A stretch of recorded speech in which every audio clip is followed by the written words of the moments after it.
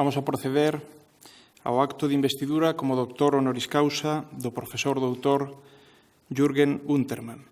Prégolle ao secretario xeral que, por favor, vai a buscar ao padriño e ao doutorando.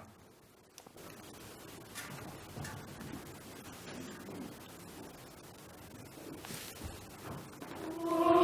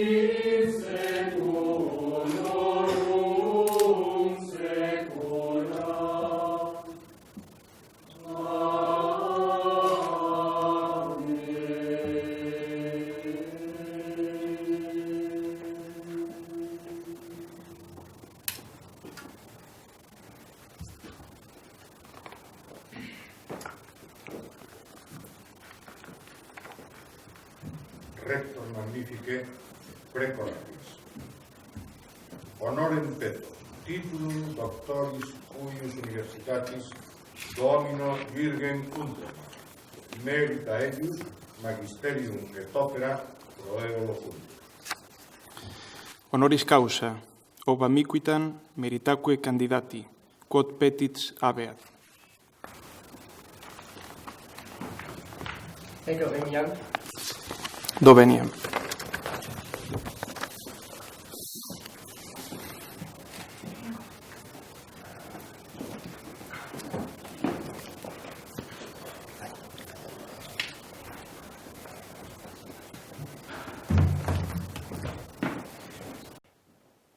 Magnífico y excelentísimo señor rector, excelentísimas e ilustrísimas autoridades académicas, excelentísimas autoridades, claustro universitario, señoras y señores.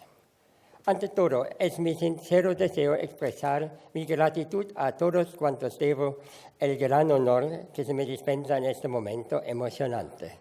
Al señor rector magnífico de la Universidad de Santiago de Compostela, al cuerpo académico de la Facultad de Filología, a los colegas del Departamento de Latín y Griego y en particular a mi buen amigo Juan José Moralejo. A una persona de mi edad podrían no quedarle muchos años en los que hacer algo digno de ser aceptado en el claustro de doctores de esta universidad y solo me queda la esperanza de que se me ofrecerán algunas oportunidades de mostrarme útil en el contacto científico y personal con colegas y alumnos, tanto aquí en Santiago como en otros sitios, en particular en mi casa, en mi universidad en Alemania. Ahora me veo confrontado con una tarea comprometida. La tarea de hacer previsible la laudatio de mi padrino Moralejo. Una laudatio siempre es un texto de tipo unilateral que urgentemente necesita la compensación a través de una vituperatio. Pero me temo que el profesor Moralejo, en su infinita amabilidad, no haya preparado un tal texto completivo y por lo demás, en el marco temporal de este acto festivo, no cabría la enumeración de todos los fallos que yo haya cometido en mi vida de 75 años. Por lo tanto, me parece mejor dejar fuera la contabilidad que distinga entre lo bueno y lo malo, el debe y el haber, para pasar a un tema que precisamente en esta importante ocasión domina mis sentimientos. El tema de los contactos humanos establecidos por mi esposa y por mí en la península ibérica. Contactos que considero como éxito, satisfacción y enriquecimiento de una envergadura mucho mayor que la de los resultados y ensayos científicos que el profesor Moralejo tiene intención de presentar. Déjenme empezar con la generación de mis maestros. En febrero del año 1959, pocos meses después de haber empezado mi trabajo en España, fui beneficiario de un enorme lance de fortuna. Por mediación de Gonzalo Menéndez Pidal, hijo del gran romanista, fui presentado a Manuel Gómez Moreno, el cual me aceptó sin ninguna vacilación y con viva simpatía como colaborador. Y durante los 10 años siguientes, los últimos de su vida centenaria, lo visité siempre que estuve en Madrid, lo tuve informado de todas mis actividades en los museos, le llevé fotos, dibujos, nuevas lecturas de inscripciones ibéricas, mientras que él me ayuda con muchísimas advertencias y recomendaciones y me abrió la preciosa colección de monedas del Instituto Valencia de Don Juan, entonces y casi hasta hoy apenas accesible para el público. Menos intenso, pero no de menor importancia para mí, resultó el contacto con don Pío Beltrán, profesor de matemáticas en enseñanza media, pero en realidad el pontífice de la arqueología ibérica del país valenciano. Lo encontré sentado en su pequeño despacho, mucho más modesto que el gabinete de don Manuel Gómez Moreno. En la mesa, a la izquierda, la copia de una inscripción ibérica, a la derecha, el diccionario vasco-español de Asquel. También él me recibió con plena amabilidad y me dio una carta con su firma que me descerrajó las vitrinas del Museo de Sagunto, donde en aquella época estaba casi prohibido mirar a los objetos expuestos.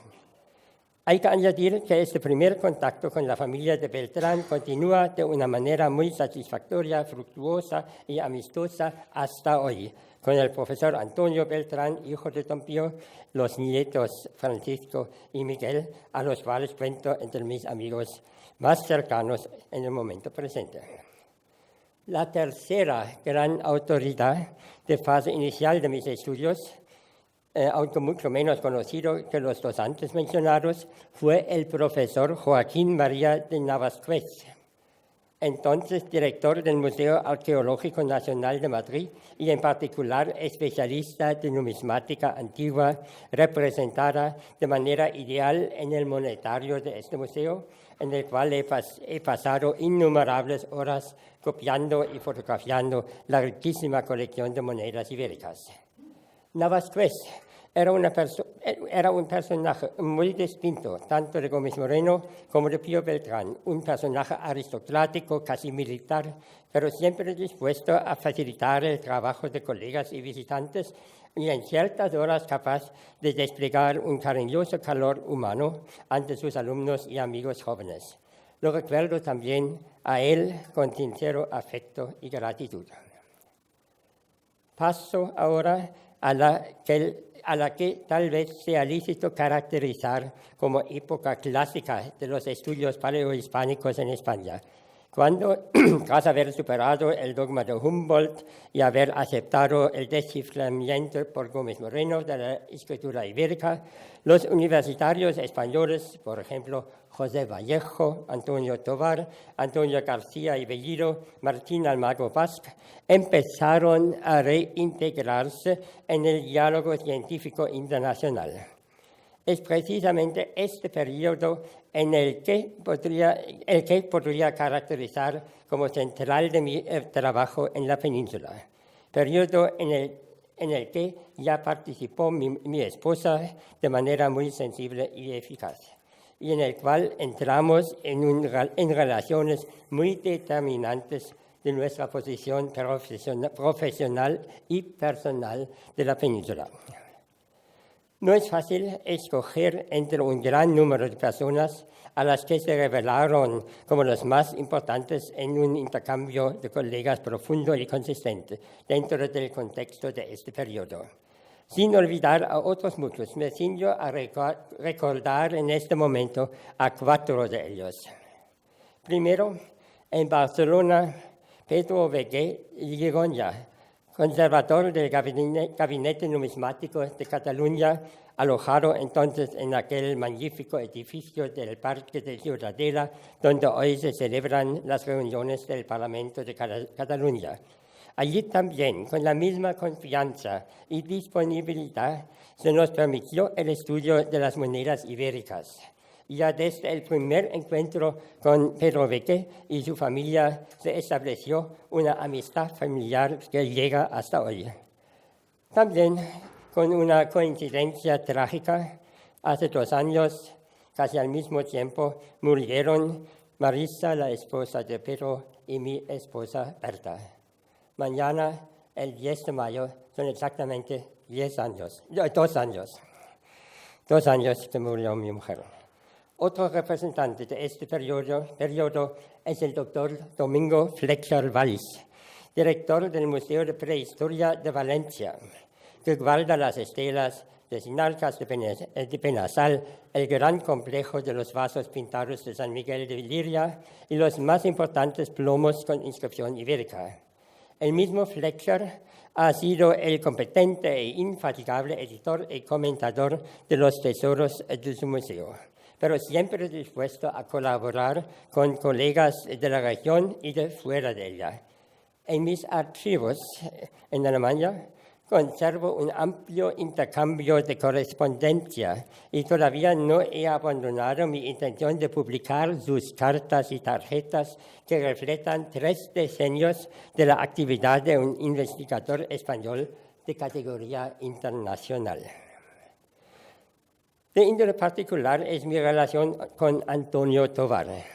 Lo conocía desde mi primera estancia en Salamanca en el año 1962, donde me recibió como si fuese amigo desde hace mucho tiempo y me puso en contacto con sus colegas y alumnos.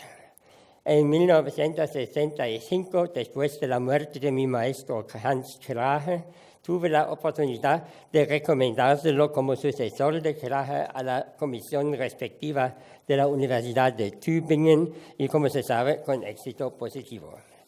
Fui huésped de Tovar muchísimas veces en Salamanca, en Madrid, en Tübingen, solo o junto con Berta o con otros miembros de mi familia. Durante aquellos años hemos compartido todos nuestros problemas, actividades y resultados en el campo paleohispánico, siempre con una cierta tensión causada por opiniones profundamente distintas, por ejemplo, sobre el celtismo de la lengua lusitana. Pero nuestra amistad permanecía inalterada hasta su prematuro fallecimiento en el año 1985. Para mí era un amigo paternal que ha conformado una gran parte de mi vida fuera y dentro de la península. Para completar este ciclo de personalidades, no debo callar mi afecto y mi admiración para Luis Michelena, a mi modo de ver, el mejor lingüista español del siglo XX, alumno de André Martinet, perfectamente familiarizado con las tendencias teóricas de la lingüística actual de su tiempo, eminente conocedor de la lengua vasca y de su historia. Nunca olvidaré nuestras primeras visitas a su pobrísimo piso en la calle Arriba número 5 de Rentería, la más fea ciudad que conozco en el País Vasco. Un hombre pálido, débil, marcado por los años que había pasado en las cárceles franquistas, pero un hombre de irradiación intelectual encantadora y que acogió al joven investigador alemán y a su mujer con una amabilidad avasalladora. Después de haberles aburrido con los relatos sobre la primera mitad de mis experiencias peninsulares, les prometo que trataré la segunda mitad de manera un poco más sucinta. Ya lo impone el hecho de que todos los actores de esta escena todavía están en plena actividad profesional y no hace falta dedicarles reflexiones nostálgicas, tal y como lo acabo de hacer para la generación anterior. Estoy con ellos en contacto intenso, compartiendo y discutiendo nuestros proyectos, problemas, resultados. Son, entre muchos otros, Martín Almagro Gorbea, Javier Ballester, Antonio Caballo Rufino, José Antonio Correa, Guillermo Fatás, María Paz García Vigilo, Joaquín Gorachetegui, Javier Oz, Javier Velaza, Francisco Villar y ya mencionado los nietos de don Pío Beltrán. En fin, last but not least, los alumnos, mujeres y hombres jóvenes que se han confiado a mí como guía de sus estudios y de la realización de sus respectivas tesis de doctorado. 2 de ellos han pasado el examen en la Universidad de Colonia, de otros 3 he actuado como director ante tribunales españoles o portugueses.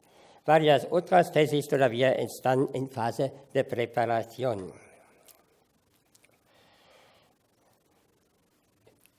Para mi esposa y para mí, todos ellos eran como hijas y hijos vinculados con nosotros por cordial confianza recíproca y por intensa y fructuosa colaboración, y siempre nos acompañamos con nuestros esfuerzos, muchas veces poco eficaces, de facilitarles la vida profesional que corresponde a su calidad científica. Al final de mi discurso, permítanme pasar a mis relaciones siempre agradables en Galicia y con los gallegos. Mi primer contacto con la ciudad de Santiago fue un día con lluvia ininterrumpida de la mañana a la noche en el mes de marzo de 1960. Sin embargo, ese tiempo poco acogedor no me impidió reconocer que Santiago es una de las más hermosas ciudades de la península, una opinión de la que nunca tuve que retractarme. Mi primer contacto personal con Galicia tuvo lugar igualmente en los años 60, pero no aquí, sino en Madrid. Con gratitud y afecto recuerdo las discusiones y las charlas con mi buen amigo Luis Monteagudo, con ocasión de su estancia en la capital, muchas veces durante las comidas comunes, por supuesto, siempre en restaurantes económicos. En los años siguientes, varias veces fue nuestro huésped en Alemania y varias veces nuestro anfitrión cariñoso en su maravilloso piso al lado del convento de Pelvis. En pocas palabras, como persona de una gran altura cultural, como investigador infatigable, con ficheros enormes de fichas del tamaño de sellos de correo.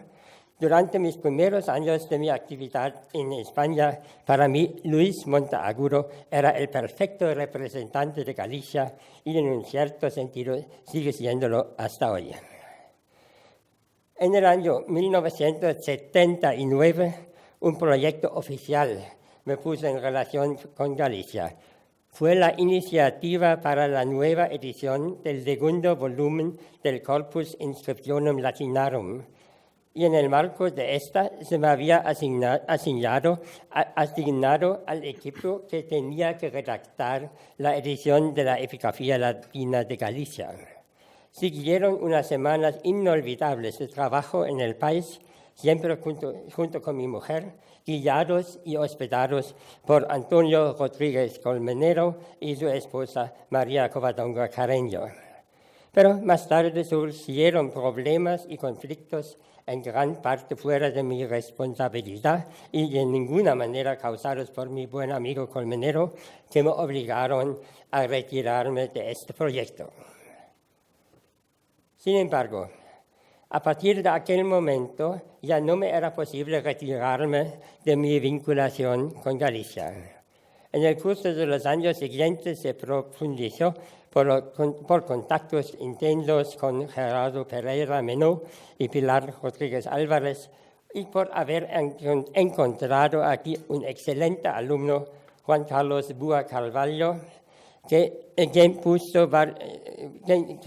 pasó varios años conmigo en la Universidad de Colonia y quien cumplió de manera brillante una tarea que desde hace mucho tiempo me parecía tanto urgente como dificilísima de realizar, la reedición y el comentario lingüístico de los teónimos preromanos del noroeste de la península. Espero que pronto podamos publicar su tesis como volumen de suplemento de los Monumenta Linguarum Hispanicarum. Y en fin, mi querido colega Juan José Moralejo, la piedra clave en la bóveda del afecto y benevolencia bajo la cual me siento bien acogido y abrigado. Tendría muchos deseos y motivos para terminar mi discurso con una laudatio del profesor Moralejo, pero eso no es mi tarea, al menos no en este momento, y por lo tanto tengo que poner ya término a mis palabras, pero no sin reiterar muy de corazón mi más profundo agradecimiento a la Universidad de Santiago y su claustro de doctores.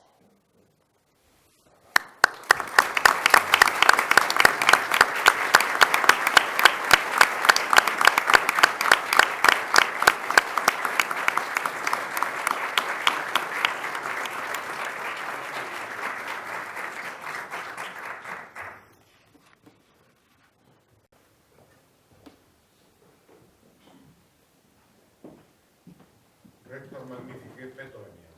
Do veniam.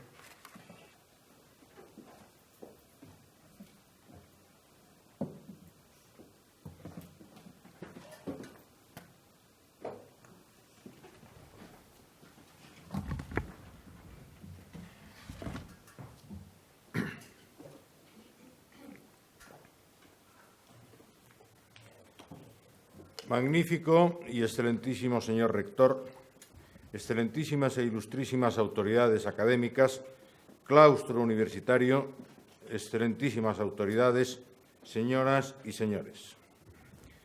La Universidad de Santiago, decana de las de Galaequia, recibe hoy en su claustro de doctores a Jürgen Untermann, profesor emeritus de Lingüística Indoeuropea en la Universidad de Colonia. La recepción premia el currículum intenso de un hombre en el conocimiento del pasado lingüístico de la Hispania y la Galaequia que los romanos latinizaron, o lo que es lo mismo, el doctorado con que lo honramos y nos honramos es cabalmente honoris ac laboris causa.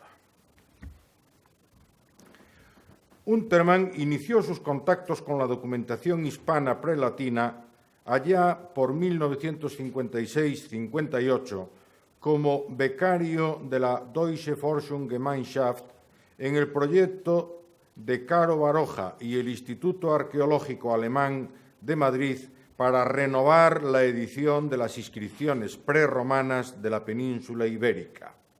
Desde entonces, como acabamos de escuchar, sus estancias en la península han sido largas y frecuentes. Su convivencia con nombres ilustres ha sido asidua.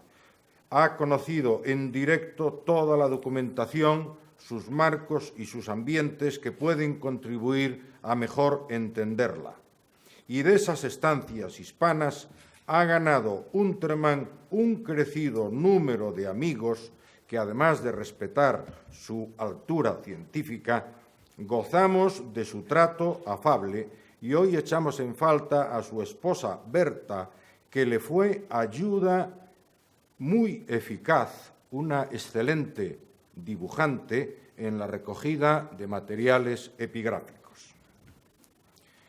Muy pronto se hizo notar Untermann con trabajos como el dedicado a áreas y movimientos lingüísticos en la Hispania prerromana o sus elementos de un atlas antroponímico de la Hispania antigua, trabajos de los años 60, que fueron desde el primer momento guía asidua para todos los estudiosos de la paleohispanística. A estos dos trabajos siguieron otros muchos que definieron el buen hacer posible en corpora documentales que, desgraciadamente, en el caso de Galaequia, se reducen a listas onomásticas y poco más, aunque mejoran en otras áreas peninsulares, Celtiberia, Lusitania, área ibérica en Levante y sureste, área tartesia en el suroeste. Ahí mejoran con unos pocos textos sintácticos, oscuros, nunca o muy raramente bilingües, es decir, son corpora documentales reducidos a escombros lingüísticos, Trümmersprachen, por decirlo con un concepto sobre el que nuestro hombre ha tratado con toda autoridad y toda prudencia. Quiero poner de relieve esa prudencia en su advertencia de que los intentos de traducir textos oscuros, con el solo o principal apoyo de comparaciones meramente formales, más o menos homofónicas con lo ya conocido, son castillos de naipes, son, con sus palabras que traduzco, contribuciones válidas para la autobiografía del autor, pero no son creaciones que obliguen en absoluto o que hagan progresar nuestro conocimiento. Una aplicación no muy exigente de este sanísimo criterio untermaniano podría llevar a la papelera folios y folios de brillantísimas y sesudas etimologías en la onomástica hispana prerromana, es decir, en nombres propios para cuya interpretación no tenemos el menor apoyo en el léxico común, que desconocemos, y tampoco o apenas lo tenemos en el contexto extralingüístico de los textos y de sus soportes materiales y ambientes. Y perdóneseme que entienda urgente este excursus para todos cuantos en Galicia tenemos aficiones o competencias paleohispanísticas y lo amplíe a recordar con qué serenidad de criterio da Untermann más de una vez un correctivo a las audacias etimológicas que en paleohispanística se permitía el laborioso talento de Joan Coromines. De Untermann todavía esperamos mucho y buen trabajo, pero ya podemos hacer balance, y yo quiero hacerlo hoy con perspectiva histórica larga, recordando que nuestro inminente doctor honoris causa es el nombre decisivo en una tradición de universitarios alemanes que desde principios del siglo XIX, desde Wilhelm von Humboldt, han tenido protagonismo en los estudios de paleohispanística.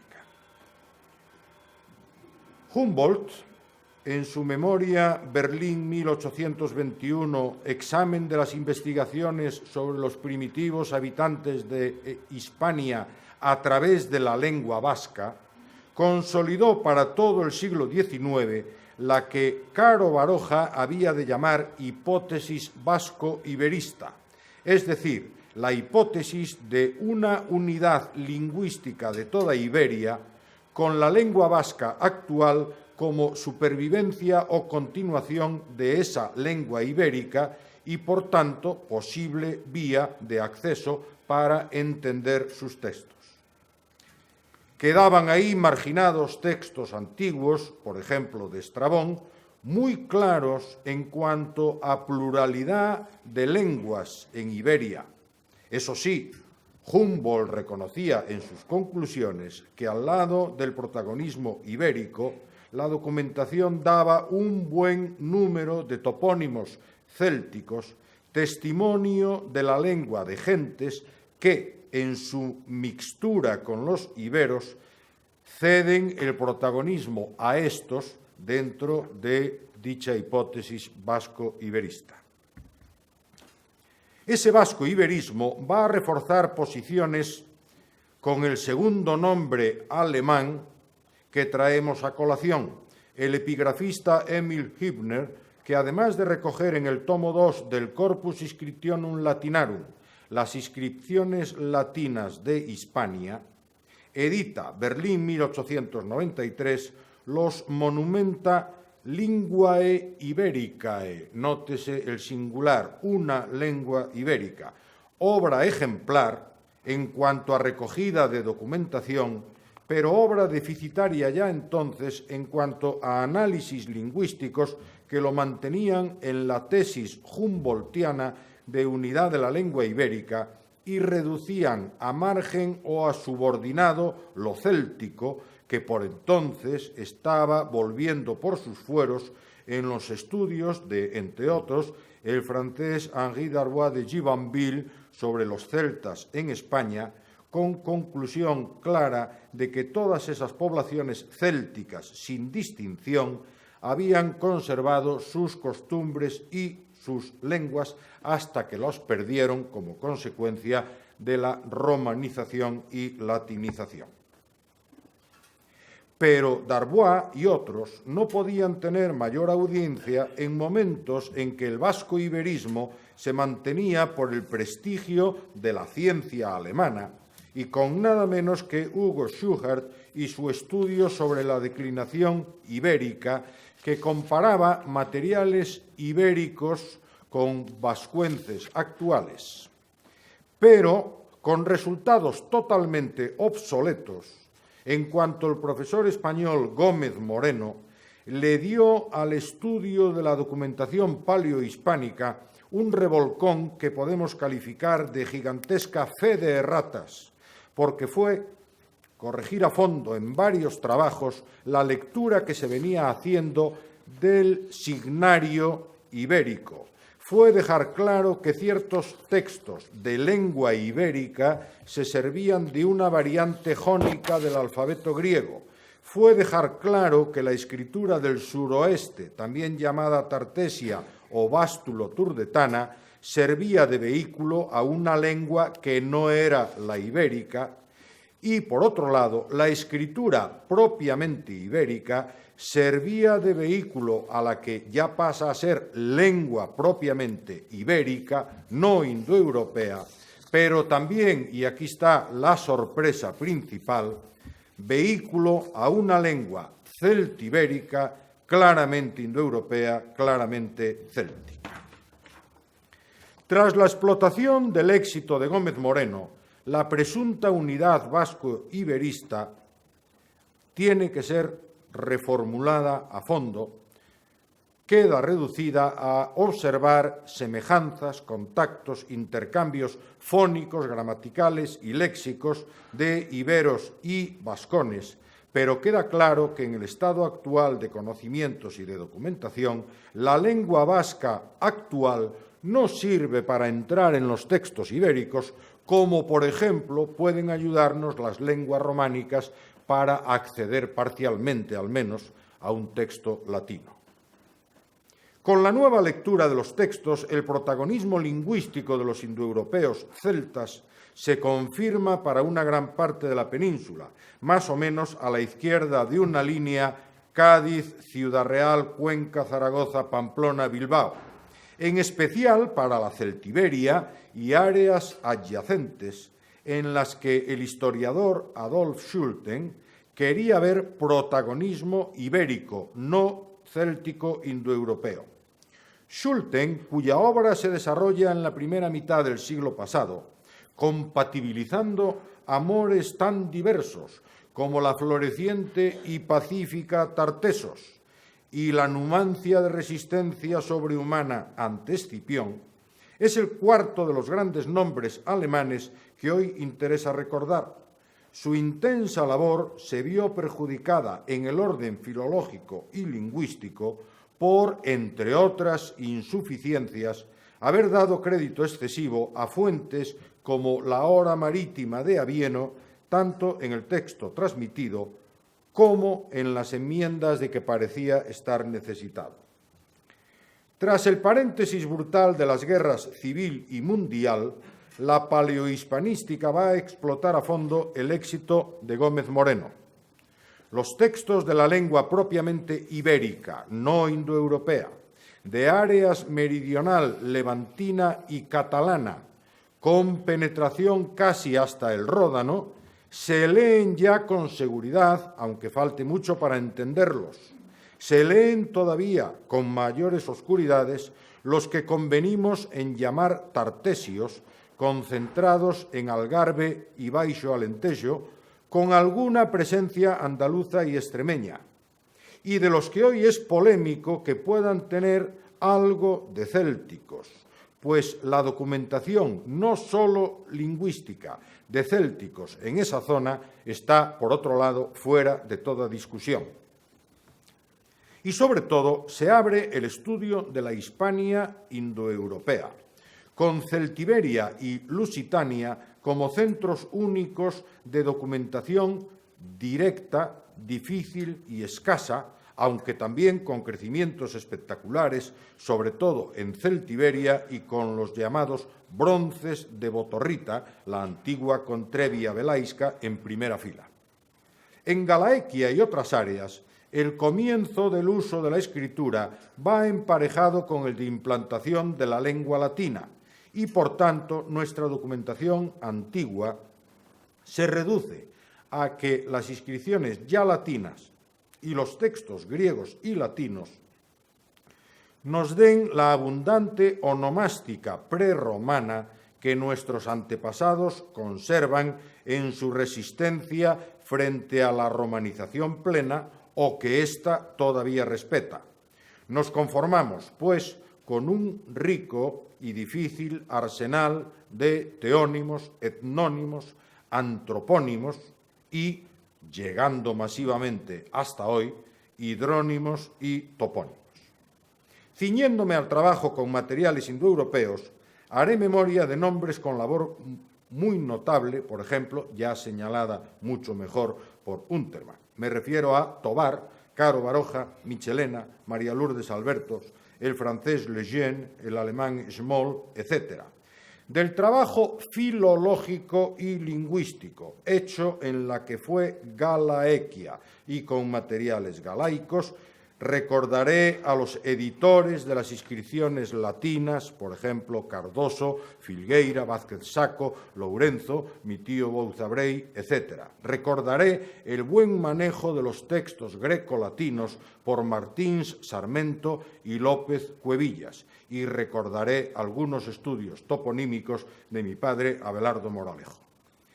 Tenemos hoy una excelente nómina de colegas españoles, portugueses y extranjeros que siguen editando y analizando documentación y han hecho de la paleohispanística, en su vertiente filológica y lingüística, un campo en el que el rigor y la prudencia son la única conducta que tiene premio en resultados objetivamente válidos, adquisición para siempre, que dijo el clásico, o única vía para acceder a ellos en el proceso de autorrevisión continua que es sustancial a todo conocimiento científico.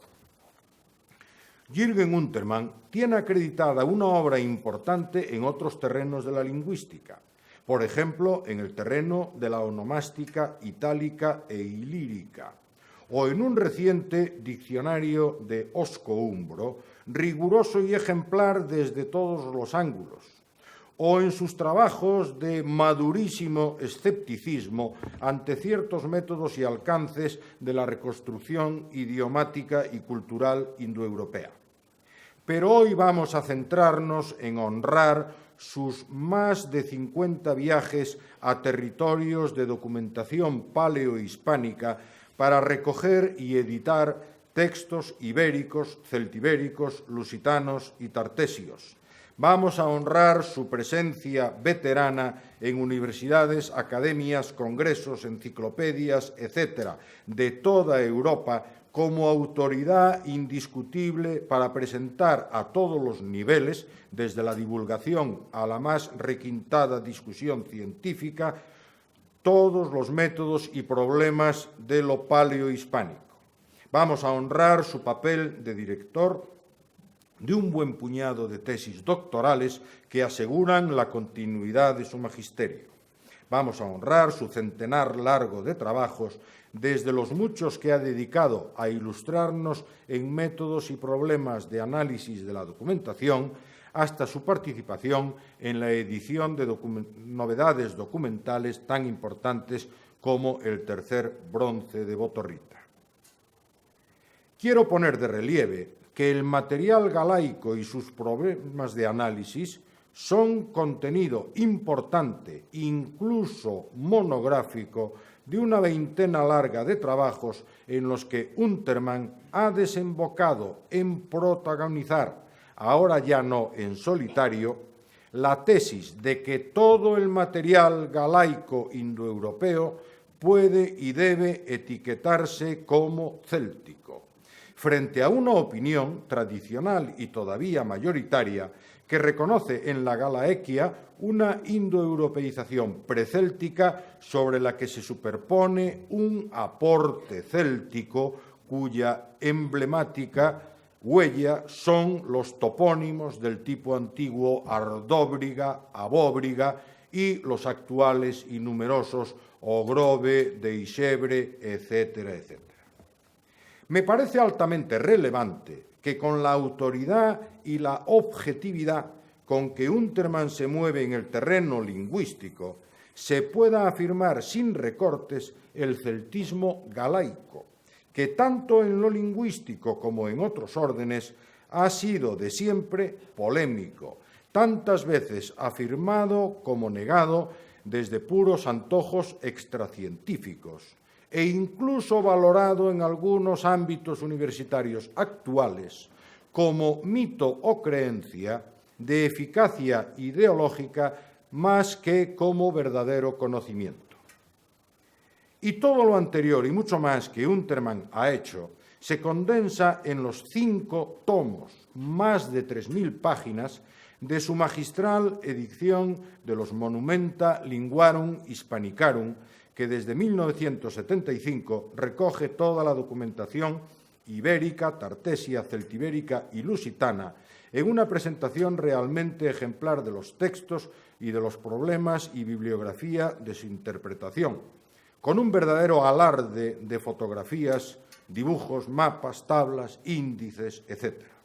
Estos monumenta son, créanme, uno de los mejores logros del siglo XX en la filología clásica e hispánica, en el conocimiento de la tradición lingüística peninsular en sí misma y como soporte, cimiento de la tradición cultural de las comunidades que precedieron a los romanos o fueron asimiladas por ellos. Creo, rector magnífico, que este repaso sucinto a la obra científica del doctor Jürgen Untermann en la tradición de la paleohispanística justifica que nuestra universidad se sienta muy directamente implicada en dicha obra y honre a su autor incorporándolo a su claustro de doctores. He dicho.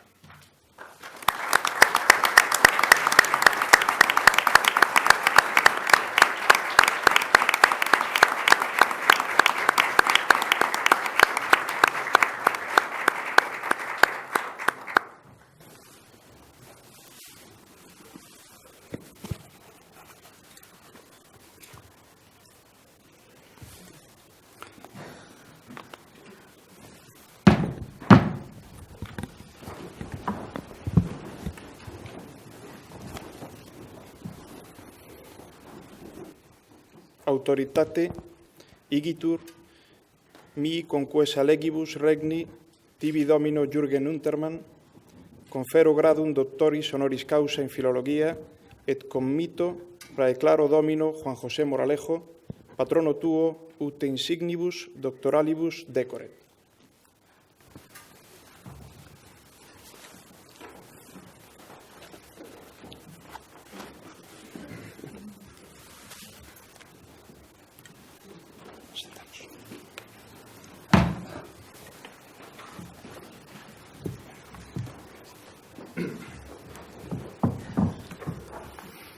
Cape iam colata et tibi dignitatis ornamenta, et quid illa instituto maiorum portendat intelligitur.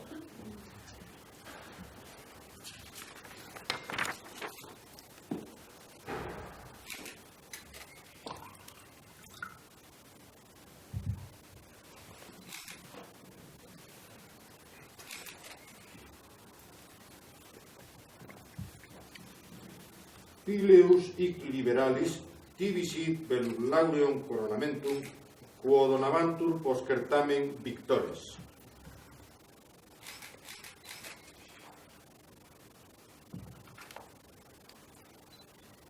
Illud animo tecum reputa, nil esse literis et doctrina praestantius, nil sapientia nobilius, eius rei causa, aureum annulum quo olim primores in res publica insignievantur, tibi differendum concedibus.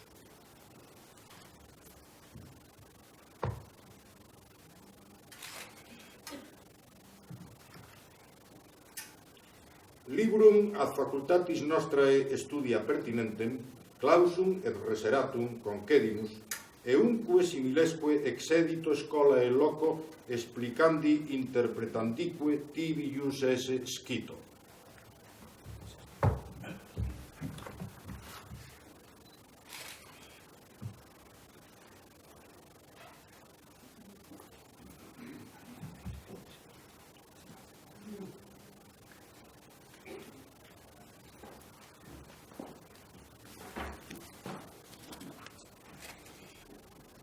Sedeas in sapientiae cathedra, utinde in academia et in regno doceas, judices opituleris. Quanto peredero de adepta te dignitate totius academici coetus nomine gratulemus, hic noster tibi terstetur amplexus.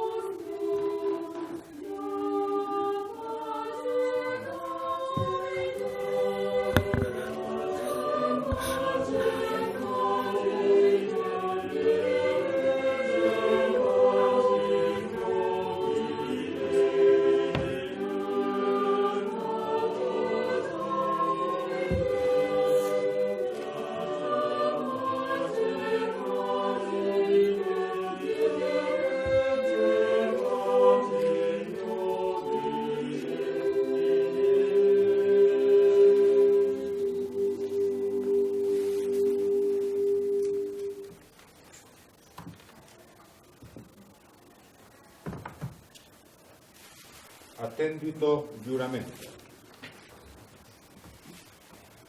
Jura san implere quasi cultur, semper unicunque fueris, jura privilegia et honorem uius universitatis e uiusque doctorum conservare, favorem et prudentem consilium praestare quotis fuere requisitus, et eam eiusque doctores ab omnia calumnia, verbo et opere defendere.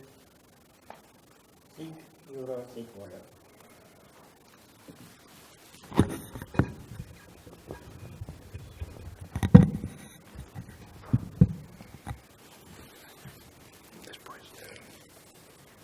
Egregie vir, Domine Jürgen Untermann, te admito et incorporo in collegium doctorum universitatis Compostellae cum omnibus honoribus, libertatibus, exemptionibus et privilegiis quibus gaudent et possunt gaudere.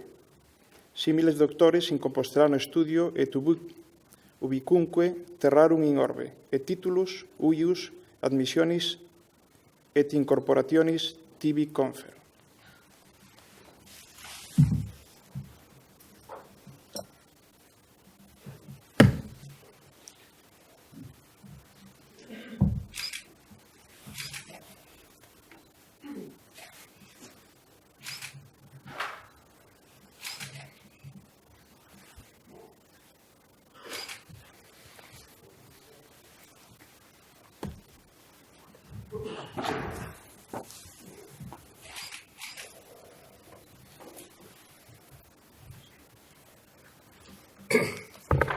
Tibi gratiam in ago et omnibus doctoribus gratiam maximum ago.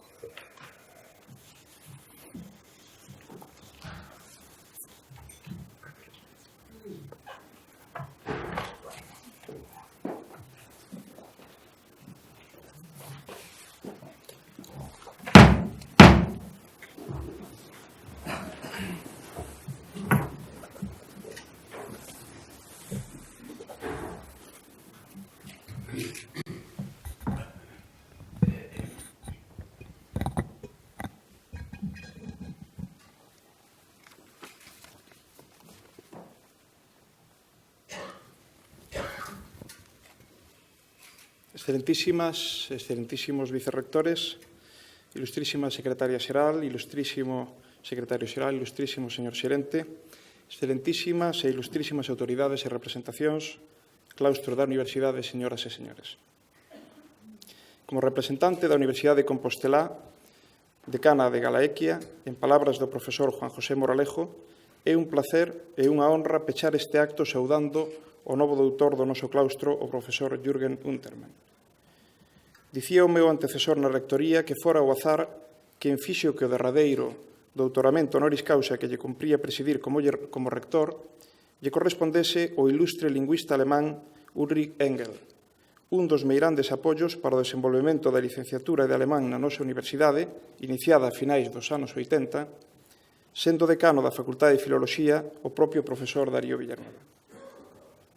O mesmo azar, caprichoso e irreductible, é o que hoxe fai que o primeiro doutoramento honoris causa que teño a honra de presidir lle corresponda a outro ilustre filólogo alemán, o Dr. Jürgen Untermann.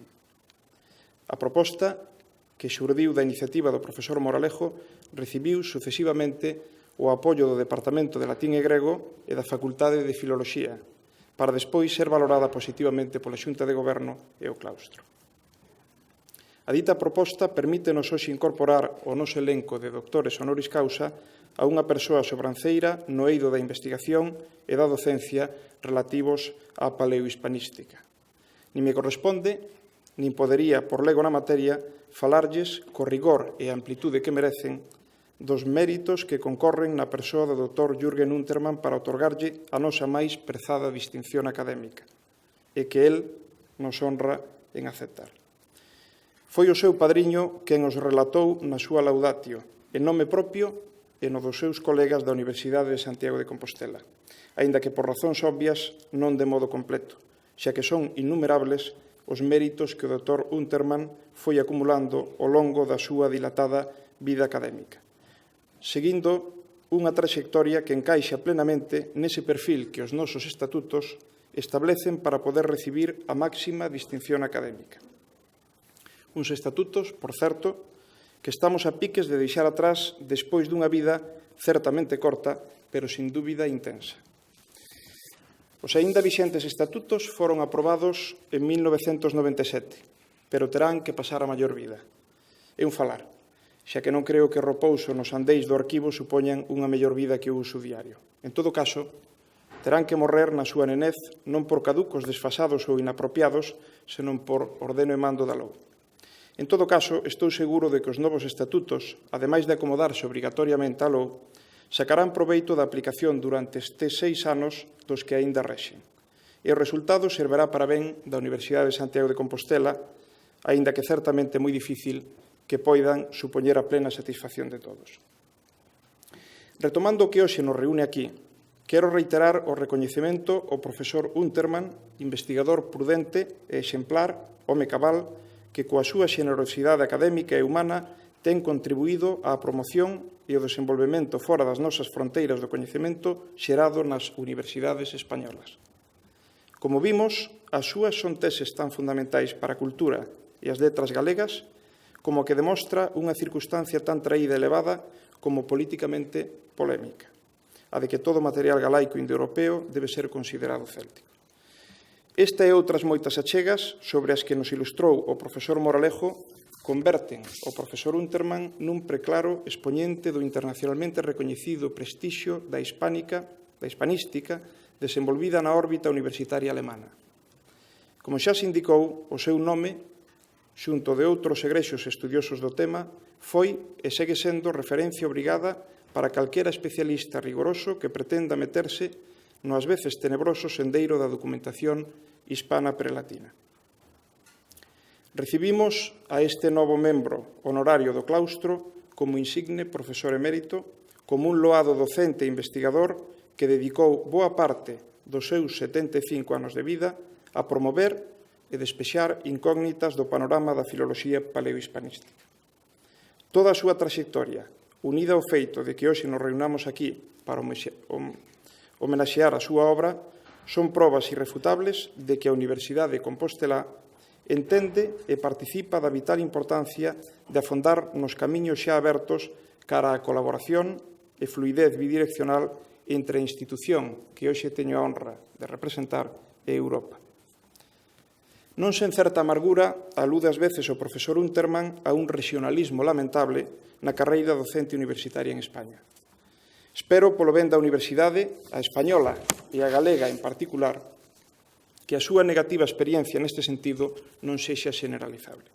En todo caso, comparto con vostede, profesor Untermann, a necesidade de fomentar o aperturismo e o intercambio cos seus homólogos europeos para lograr que esta clase de situacións e estreiteces desaparezan definitivamente dun mapa universitario que debe ser dialogante, transparente e empeñado en alcanzar unhas cotas de calidade só concebibles desde o máis absoluto compromiso co espacio europeo de ensino superior. Un novo espacio universitario que a Universitas Compostelana tamén quere axudar a construir, máis de 5 séculos despois de que o noso estudio vello incorporase a súa primeira cadeira de gramática o bacharel Pedro de Vitoria, que despois sería tamén o primeiro rector da nosa ben querida universidade. Despois da creación en 1922 da Facultade de Filosofía e Letras, que se segregaría en 1975 en 3 centros diferenciados, a Facultade de Filosofía, a Facultade de Xeografía e Historia e a Facultade de Filoloxía, podemos dicir con profunda satisfacción que a nosa alma mater ten unha Facultade de Filoloxía que posúe un gran prestixio nacional e internacional. Unha facultade, por certo, na que, ao contrario do que moitos opinan, incluso moitos dos membros da nosa comunidade universitaria ten unha intensa actividade en proxectos de investigación e contratos que contribúen dun modo significativo a conseguir que a día de hoxe a nosa universidade ocupe un dos primeiros lugares en captación de recursos externos en investigación e desenvolvemento entre o conxunto das universidades de España. Só me resta dar as gracias e felicitar a este novo membro do noso claustro por a súa ampla e eminente traxectoria filolóxica, inseparable da súa probada cordialidade persoal, méritos que unha institución que ten as súas orixes enmarcadas dentro do ámbito humanístico sabe apreciar no que vale. Dixen.